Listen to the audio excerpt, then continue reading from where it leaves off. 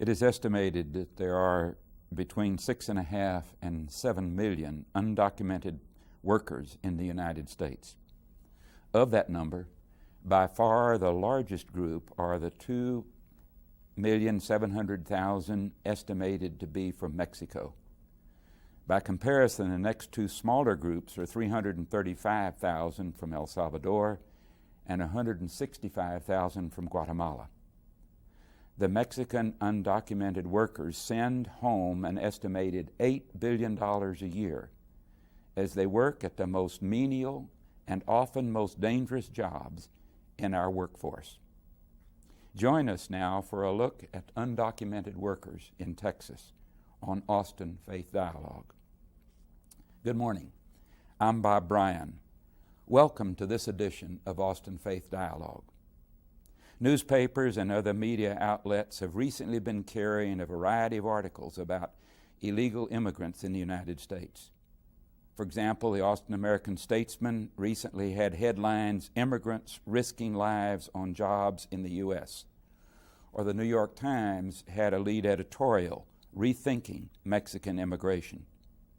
Plus the news that you and I read far too often of groups of immigrants attempting to move north into the United States who lose their lives either in closed trucks or on desert lands as they attempt to get here. There are many aspects to this more or less underground group of workers in our midst, most of which we in the majority never think about or know.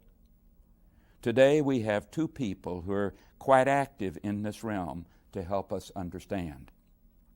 Paul Parsons is a practicing immigration lawyer here in Austin for 24 years, and Jorge Huerta Wilda is a staff member of El Buen Samaritano, a program related to the Episcopal Church and located in South Austin.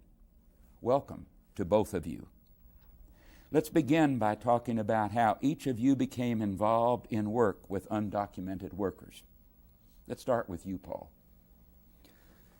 Bob, I had the fortunate experience in high school to get to be an exchange student, and I lived with a wonderful family in Quito, Ecuador. Mm-hmm. And they taught me to converse in Spanish, and I found I enjoyed meeting people and speaking Spanish, so I decided I would like to go to law school and use Spanish in my career to help clients. Okay. How about you, Jorge? It's a long story. I was living in Europe for 14 years, and I working with the immigrants, people that come from the south of Europe, from Turkey, from Italy, from Czechoslovakia, from the Africans, and I can work with them too in France and Germany, and I learned a lot of problems that they have when they pass to other country. Right. And 3 years ago, I come here to the United States with my wife. She's American citizen, and my children too, because they want to stay here. And when I was in Europe, I was studying family problem and everything about the family. And when I arrived here, I started to work with the Hispanic family. The first point that I can see is that the sufferance of the Hispanic families that come here. I have the contact with many families that they were separate, because the immigration take her husband and sent her to the Latin American, and then the family remain here alone, with the children, and the wife and children can come back to their country because they had money for the travel, and I remain here with a lot problem, and I thought the first question is I need to help these families. And I found the El Buen Samaritano, this very, very nice institution, this Episcopal agency that help the undocumented people and the poor people, with a lot of program and a very effective program. And I have been there for 1 year and a half. So El Buen Samaritano works with primarily Hispanic families? Hispanic families. Mm-hmm. This is the priority. Right. Yeah. Okay. Let's begin by, or continue. Who are undocumented workers? Why are they here, and where do they come from? A lot of undocumented workers cross from the southern border with no papers at all. Right. But the term also includes people that might have legally entered the U.S. as visitors or students or in another category, and they overstayed their authorized time. Right. So they've fallen out of proper immigration status, and Right. we call them undocumented. Yes, normally we have undocumented people that come from all Latin America to United States. No? My experience here is the majority is from Mexico, and they cross the border without any kind of document. Even they change the name sometimes because they were deported before 2 or 3 times, and they need to change the identity. And they come because first they can find here work. They can't find work in Mexico, so they come here to find work. Yes, and they can take here in 1 day the salary that they can take there in 1 month or 2 months. In the same office, in the same work. Right. It's for that it's more attractive to come here. Right. You and I talked a little bit about what are the major problems, and one of the first questions that we want to talk about is the need for identity. That these folks come across the border, they have no identification papers, and insofar as any of the official structure is concerned, they don't exist. And what kind of problems does that create? It makes life very difficult. For example, a lot of U.S. citizens really don't have any clue of how hard it is to legally immigrate to the U.S. The folks that are undocumented are not eligible to get a Social Security card, and that's the first question they're asked when they apply for a job is, what's your Social Security number? In Texas, they're no longer allowed to get a driver's license or even a DPS ID card. Mm-hmm. And oftentimes, even though children can go to public schools until this year, they may have graduated from high school in Texas and lived here many years, they couldn't go on with their education if they were undocumented to pursue college studies. Mm-hmm. We've had some recent legislation in Texas to fix that problem. Yeah. The other problem that this is the very, very main problem here is that the undocumented, when they live here, they find that they need some kind of document. And now they looking for one document. And here we can find a lot of people that send false document. Every document that you need, you can find here. And they buy this false document. They're created as counterfeit documents, and then they're for sale, and they're used by the undocumented to have some sense of existence. I see.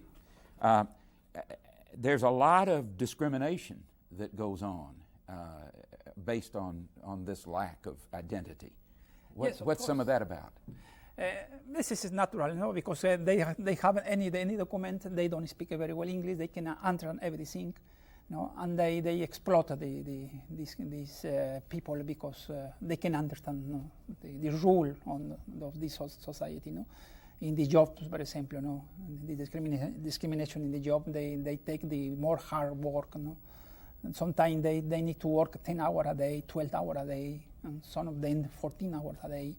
And they receive only 10 hours from pay. And because of language and other factors, they have no sense of their standing or worth? Yeah. And normally they don't know some kind of protection for them, the labor law that protects them, nothing. And there's also some immigration discrimination. Most employers know that when they hire someone within the first 3 days of hire, they're supposed to fill out a one-page form called I-9. But the employer's not supposed to only ask for persons who, quote, look foreign to fill out that form. They're supposed to ask U.S. citizens and every new worker to fill out a form to show that they're authorized to work in the U.S. And one of the problems that we've seen is some employers only get out that form if they want to discriminate against someone that might look Hispanic, or we've seen it with certain blacks in South Florida that might be Haitian, and with Asians, especially on the West Coast. Mm-hmm. Mm-hmm. Well, we'll come back to these problems in just a moment.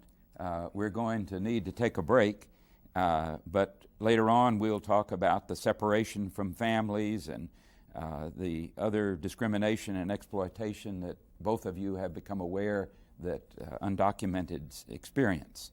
So let me say you're listening to Austin Faith Dialogue. Stay tuned as we continue with our discussion of undocumented workers in Texas.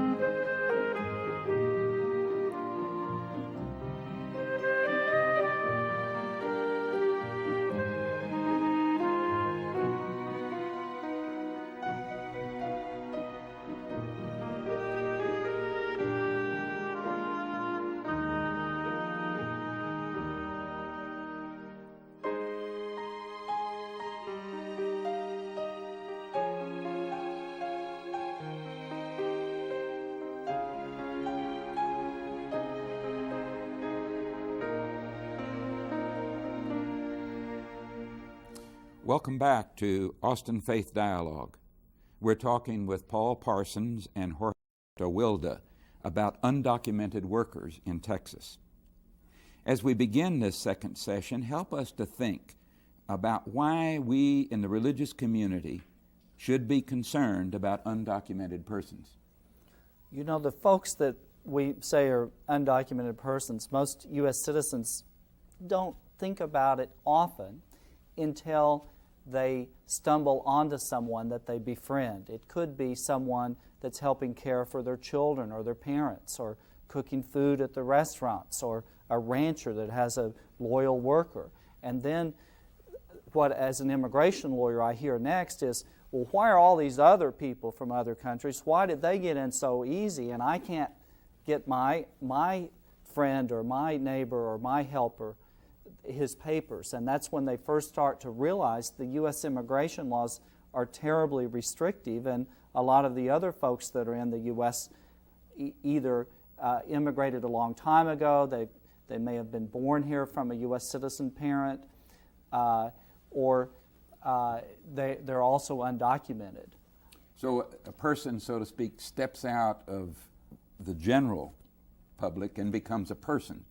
And as a person, they make contact with somebody who begins to make connection with them and value them. That's exactly right. Yeah. And what's surprising is how the foreign nationals among us, they are us. They're our neighbors, our friends. And especially here in Texas, we have thousands and thousands of families that are mixed as far as immigration and citizenship status. You have a breadwinner that might be a permanent legal resident, a wife that might be a U.S. citizen, children that were born on both sides of the border that are sometimes Mexican citizens, sometimes U.S. citizens, all living in the same household. Jorge, why should the religious community be involved in this? Because I think that the first point is that they are a human person. They're a human person. This is the more important. We lose consciousness of that, but they are not the work instrument. No, they are not a special kind of person that come here for work only, no, and to be exploited. No, they are person. They are human. They have rights, you know, that we need to attend to them and to treat them with the person that they are. No? This is very important. It impresses me that these people come through such travail to come here, work at menial jobs, and yet to send $8 billion back to Mexico to their families is amazing. Yes, a lot of small community in Mexico live only with this money that arrive there. Right. This is very important. The United States is truly blessed we say we're a nation of immigrants, and we look at it like a couple hundred years ago, these folks came to start the United States, but the immigration story is still going on today all over the U.S. and especially here in Texas. These are the folks you want to have, the people that took what little they had and made that difficult trek into the United States and took the hardest jobs, and they're normally, the vast majority are hardworking, Christian family members who support their families either by sending the funds back to their countries, or they want more than anything else to try to bring their immediate families to live with them once they've legalized their status here. Mm-hmm. And the other point is that they have a lot of necessity, no? Sometimes they need more food. Sometimes they take the money and they send all the money back. And they haven't any and money. They didn't keep enough for themselves. This is a big problem, no? How do they send the money back? By money order. Here is a lot of institutions that they ask them, I don't know, sometimes 10%, 20% to send, I don't know. So the way in their own lives of keeping the money they get paid safe is difficult. They can't, they can't open a bank account because they don't have a Social Security number. Yeah. Are there people who will keep the money for them? Oh, yeah. And then give it to them later? Yeah, o sea, normally here is for the Hispanic people, they live it all together in one apartment, and you can find in one apartment that you can find 12, 15 people that live together in two rooms and one bedroom, no? And they have all the money there, no? It's too dangerous for the group, no? And they looking for they send this money out, no? Sometimes it's too difficult, no? Because they need to pay a lot interest, no? And sometimes they didn't find the right way, you know, to send this money. You know. Right. And we should mention that just last month, the folks at the Mexican consulate here in Austin worked in an arrangement with a local bank to allow Mexican nationals who do not have a Social Security card to open a bank account. This is a new opportunity, and so if Mexican nationals go down to the Mexican consulate in Austin and register with their own government, they can help them use that identification to open a bank account so they don't have to carry around cash and be a target for criminals. Yes. This is only for in Austin? No? Yes. Yes. Yes. You've spoken earlier, Paul, about how families are broken up. Someone comes up here and works, I suppose, and leaves a family down there, maybe wife and newborn children. How can they get together? It's very difficult. Someone who has worked many years and somehow legally qualified under our difficult immigration laws for permanent resident status, called the green card status, that person has the right to live here and work here and is paying taxes. And he wants to bring his wife and young children to live with him. There's a waiting list that's backlogged more than 6 years. And so these families have been separated by the immigration laws. A brand new law that passed last December that they're still not allowing us to use yet because the INS has not written the regulations, is going to allow the relatives that have been waiting more than 3 years to get a temporary permit to come temporarily up to the U.S., but they still have to wait many, many years for their green card. And even a U.S. citizen that sponsors relatives finds that it's a long, frustrating ordeal. Oftentimes, the spouse of a U.S. citizen has a 2-year processing period. And if a U.S. citizen attempts to sponsor a brother or sister, there are so few visa numbers available for the brother or sister of a U.S. citizen that it can take 30 or 40 years. My goodness. My goodness.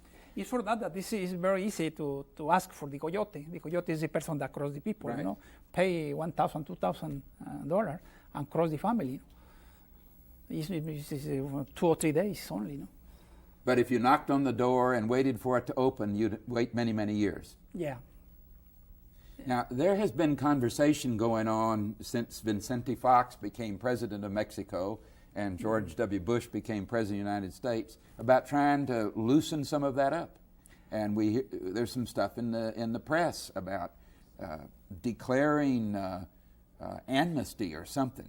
What's that about? They're talking about regularization. They're not calling it officially amnesty, but you could say to legalize status. We had a legalization program, you probably recall, back in 1986.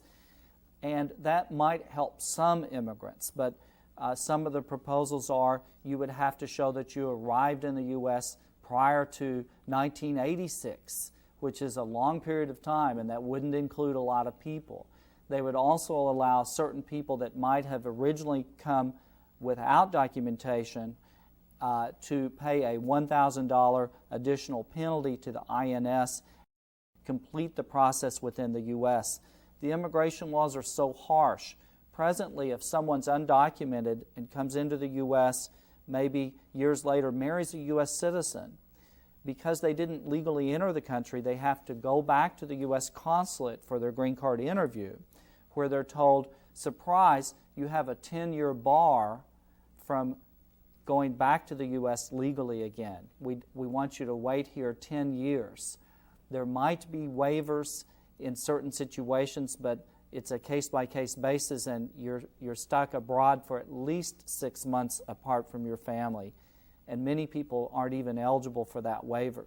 So the laws are tough. The families have to show financial solvency, that the U.S. citizen that's sponsoring the spouse or the child has enough income and is filing 3 years of IRS tax returns and has income enough for that family size to support the family. So they have a lot of obstacles in the immigration laws.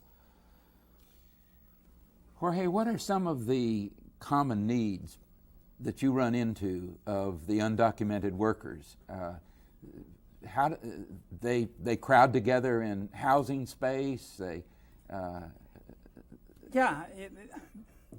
Well, as you know, here in Austin, we are working with a group of the undocumented people. We have the Promotores Leadership Community, Hispanic community, and our goal is to organize the Hispanic people here in Austin and help them to live a little better that they are living right now. And normally, right now they have a lot problem and difficulty to stay here, to live here, for to grow here, and to have access to the education, for example. And we try to help them through the program, the Buen Samaritano program of the Human Service of the city of Austin. That right now they start to help. They are not qualified, though, for using some of that public service, are they? No. But sometimes they help, So indirect, Are agencies like El Buen Samaritano and other perhaps church-related agencies making some funds or some services available to these people? Yeah. For example, in the hospitals, in many hospitals, they help these people. They don't qualify for to be there, but always the social worker help them and try to assist them. Right. If there were people in the religious communities that are listening to us, or those religious communities themselves want to be helpful, what would you suggest they do? How can they hook up that energy to be helpful? Yeah. No, right now we work with 4 or 5 denomination and the Catholic Church too, and we work together. I think that in this way they can help us to permit to organize these people, to help people, between an ecumenical help, And I think that the majority of these people, they are religious, Catholic, Episcopal, and Presbyterian, and we need to go there to give them. Where do they start? Do they come to see you at El Buen Samaritano? No, or? we go there where they're living. So yes, we organize there in the community, and we start there.